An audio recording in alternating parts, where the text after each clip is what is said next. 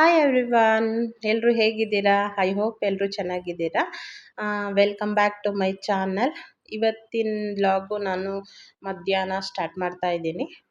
Time 1 o'clock ಆಗಿದೆ.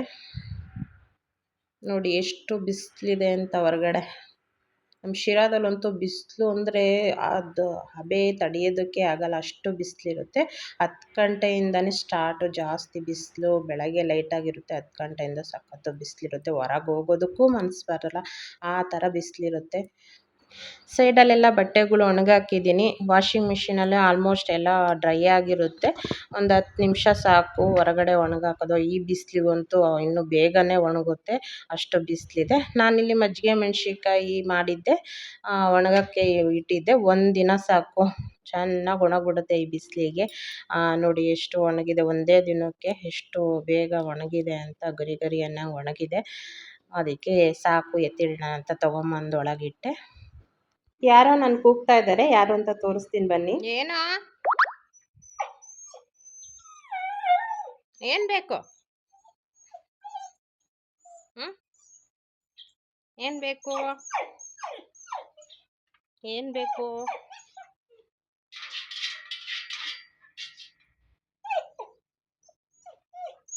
ಹೊಟ್ಟೆ ಹಸ್ತೈತಾ? ಹೊಟ್ಟೆ ಹಸ್ತೈತಾ?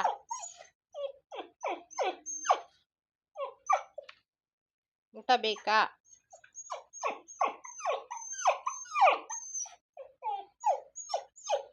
ತರ್ತೀನಿ.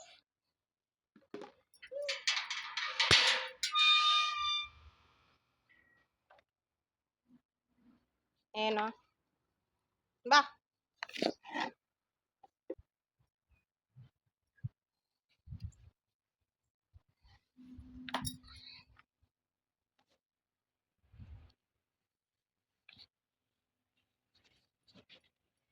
ತಿನ್ನು.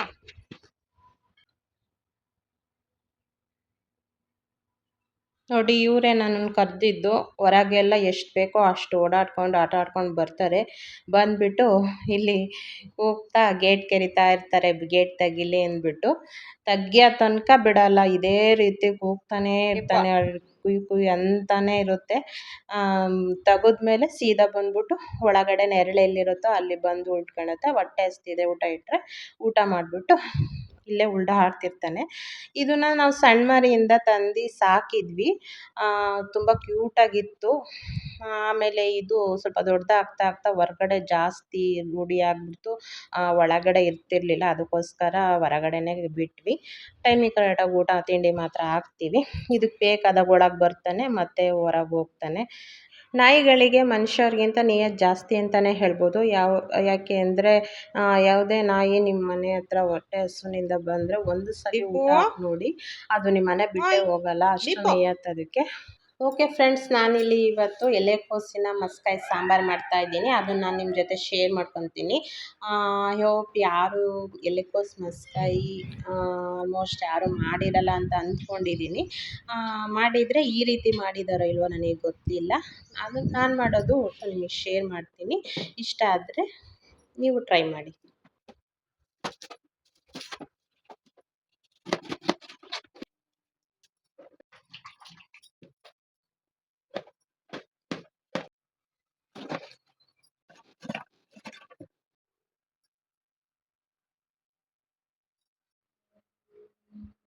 ಫ್ರೆಂಡ್ಸ್, ನಾನಿಲ್ಲಿ 2 ಚಟಾಕು ತೊಗರಿಬೇಳೆ ಹಾಕ್ತಾಯಿದ್ದೀನಿ. ನಾನು ಚಟಾಕೆಲ್ಲ ಯಾವಾಗಲೂ ಅಳತೆಗೆ ಯೂಸ್ ಮಾಡೋದು, ಅದರಿಂದ ಅದರಲ್ಲೇ ಹಾಕ್ತಾಯಿದ್ದೀನಿ.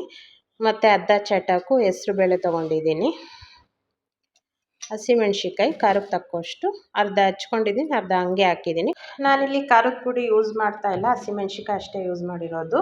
ಒಂದು ದೊಡ್ಡ ಸೈಜಿಂದು 3 ಈರುಳ್ಳಿ ಹಾಕಿದ್ದೀನಿ, ಮತ್ತು ಒಂದು 5 ಟೊಮೊಟೊ ದೊಡ್ಡ ಸೈಜಿಂದು ಹಾಕಿದ್ದೀನಿ. ಬೆಳ್ಳುಳ್ಳಿ ಒಂದು ಗೆಡ್ಡೆ ಸಿಪ್ಪೆ ಸುಲಿದು ಜಜ್ಜಿ ಹಾಕಿದ್ದೀನಿ, ಇದರಿಂದ ಫ್ಲೇವರ್ ಚೆನ್ನಾಗಿ ಬಿಡುತ್ತೆ. ಒಂದು 2 ಸ್ಪೂನ್ ಜೀರಿಗೆ ಹಾಕ್ಕೊತೀನಿ.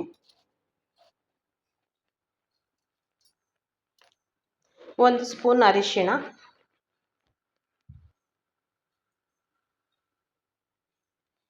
ಒಂದು 3 ಸ್ಪೂನು ಸಾಂಬಾರು ಪೌಡರ್ ಹಾಕ್ತಾಯಿದ್ದೀನಿ. ಇದು ನಾವು ಮನೆಯಲ್ಲೇ ಮಾಡಿರೋ ಸಾಂಬಾರು ಪೌಡರು. ಇದು ತುಂಬ ಚೆನ್ನಾಗಿರುತ್ತೆ. ನಾನು ಎಲ್ಲದಕ್ಕೂ ಆಲ್ಮೋಸ್ಟ್ ಇದೇ ಯೂಸ್ ಮಾಡೋದು. ಪಲ್ಯ, ಮಸ್ಸೊಪ್ಪು, ಬೇಳೆ ಸಾಂಬಾರು, ಎಲ್ಲದಕ್ಕೂ ಮಸ್ಕಾಯಿ ಆಲ್ಮೋಸ್ಟ್ ಎಲ್ಲ ಇದಕ್ಕೆ ಯೂಸ್ ಮಾಡ್ತೀನಿ. ಬಿಸಿಬೇಳೆ ಬಾತಿಗೆ ಸಮೇತ ನಾವು ಇದೇ ಪೌಡರೇ ಯೂಸ್ ಮಾಡೋದು. ತುಂಬ ಚೆನ್ನಾಗಾಗುತ್ತೆ. ರುಚಿಗೆ ತಕ್ಕಷ್ಟು ಉಪ್ಪು ಹಾಕ್ಕೊಳ್ಳಿ.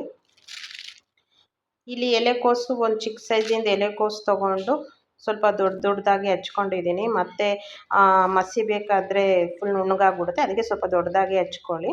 ನೀರು ಎಷ್ಟು ಅಳತೆಗೆ ಬೇಕೋ ಅಷ್ಟು ನೀರು ಹಾಕ್ಕೊಳ್ಳಿ. ಮುಳುಗೋವಷ್ಟು ಹಾಕ್ಕೊಂಡ್ರು ಸಾಕು.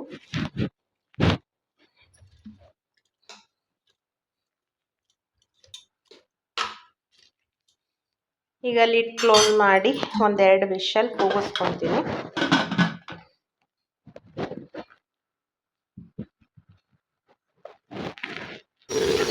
2 ವಿಷಲ್ ಆಯಿತು. ಪ್ರೆಷರ್ ಹೋದ್ಮೇಲೆ ಅದ್ರದ್ದು ಸಾಂಬಾರಲ್ಲಿ ತಿಳಿ ಕಟ್ಟು ಸಪ್ರೇಟಾಗಿ ತಗೊಳ್ಳೋಣ.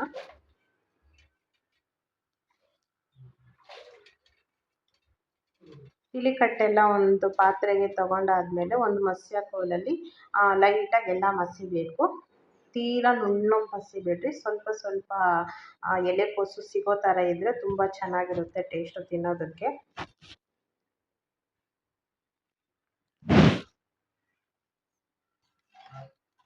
ನೋಡಿ ಇಷ್ಟು ಮಸ್ತ್ರು ಸಾಕು.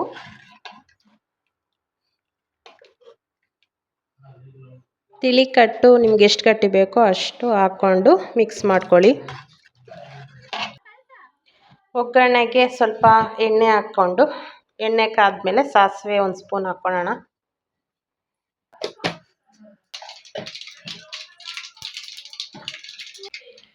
ಕರಿಬೇವು, ಒಣಮೆಣ್ಸಿನ್ಕಾಯಿ, ಬೆಳ್ಳುಳ್ಳಿ ಸಿಪ್ಪೆ ತೆಗೆದು ಜಜ್ಜಿ ಹಾಕಿರೋದು ಹಾಕ್ತಾಯಿದ್ದೀನಿ. ಇದರಿಂದ ಫ್ಲೇವರ್ ತುಂಬ ಚೆನ್ನಾಗಿರುತ್ತೆ. ಒಗ್ಗರಣೆಗೆ ಬರೀ ಬೆಳ್ಳುಳ್ಳಿ ಅಷ್ಟೇ ಯೂಸ್ ಮಾಡಿದ್ದೀನಿ, ಈರುಳ್ಳಿ ಯೂಸ್ ಮಾಡಲ್ಲ.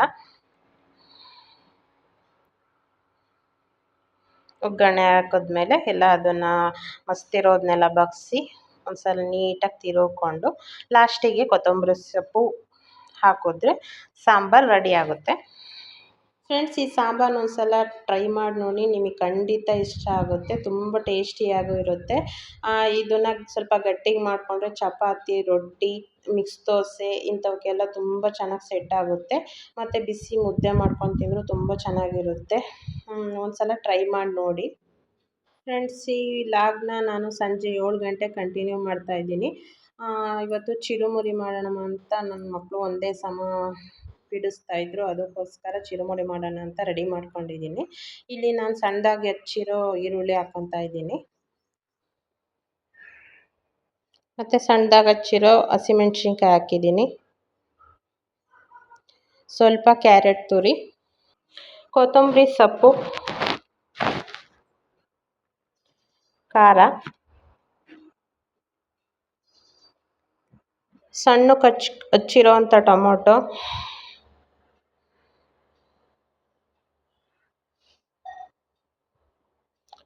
ಸ್ವಲ್ಪ ಖಾರದ ಪುಡಿ, ಹಸಿಮೆಣ್ಸಿನ್ಕಾಯಿ ಹಾಕಿರ್ತೀವಿ ನೋಡಿ ಹಾಕ್ಕೊಳ್ಳಿ, ಸ್ವಲ್ಪ ಅರಿಶಿಣ, ರುಚಿಗೆ ತಕ್ಕಷ್ಟು ಉಪ್ಪು, ಅರ್ಧ ಹೋಳು ನಿಂಬೆ ಹಣ್ಣಿನ ರಸ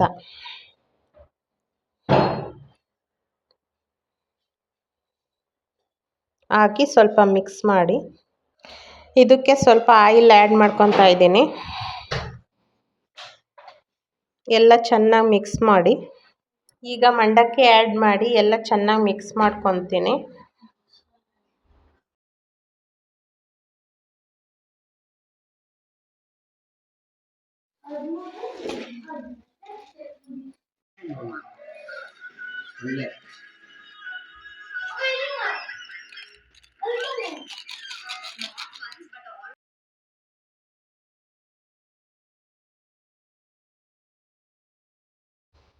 ಓಕೆ ಫ್ರೆಂಡ್ಸ್, ಚಿರುಮುರಿ ರೆಡಿಯಾಗಿದೆ. ಎಲ್ಲರಿಗೂ ಹಾಕ್ಕೊಟ್ಟಿದ್ದೀನಿ, ತಿಂತಾ ಇದ್ದಾರೆ.